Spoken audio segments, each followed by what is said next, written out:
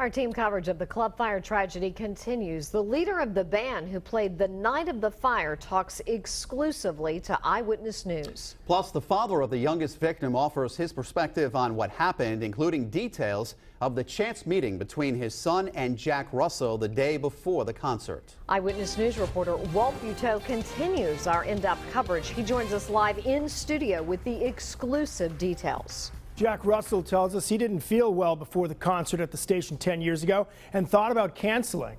He talked about that, the pyrotechnics, the victims, and his rejected offer to donate to the Station Fire Memorial Foundation. The day after the fire. And then I'm throwing water on. Was the last time Jack Russell spoke publicly to us about what happened that night. And then before you knew it, the lights went out and it was all over. Russell's career continues, although there's an ongoing legal fight over the right to use the name Great White. Hey, Jack, it's the lead singer talked with Target 12 from California.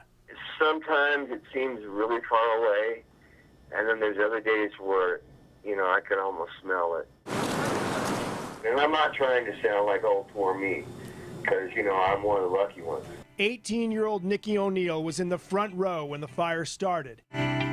And O'Neill's band was scheduled to open for Great White the next night.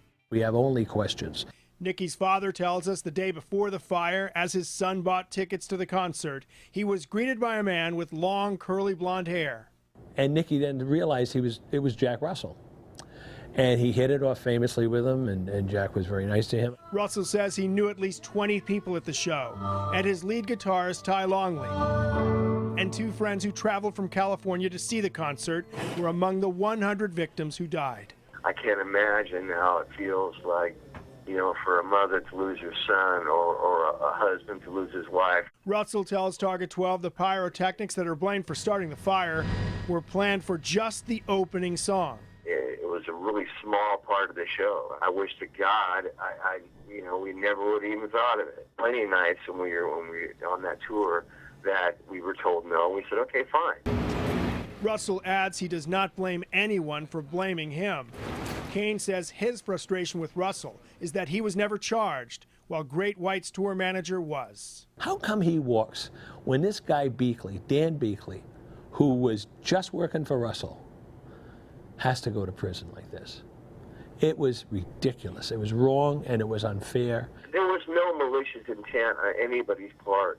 It was just a horrible, horrible accident. Russell played a concert earlier this month in California and offered the proceeds to the Station Fire Memorial Foundation, but the offer was rejected. The frustrating thing is there's nothing that I can ever say that will ever make anybody feel any better. What do you say when somebody's lost a loved one? Nothing. I can't bring anybody back. Russell tells us he sent the money from his February concert to a charity started by the son of the late Ty Longley, the Great White guitarist, who also died in the fire. Walt Buteau, Eyewitness News. Eyewitness News will have special in-depth coverage of the club fire tragedy 10 years later tomorrow, beginning on Eyewitness News live at 5 over on WPRI 12. We also have in-depth coverage on WPRI.com. There we have a timeline of the club fire tragedy, photos of each of the 100 victims, and the plans for the memorial park that were revealed at Sunday's ceremony.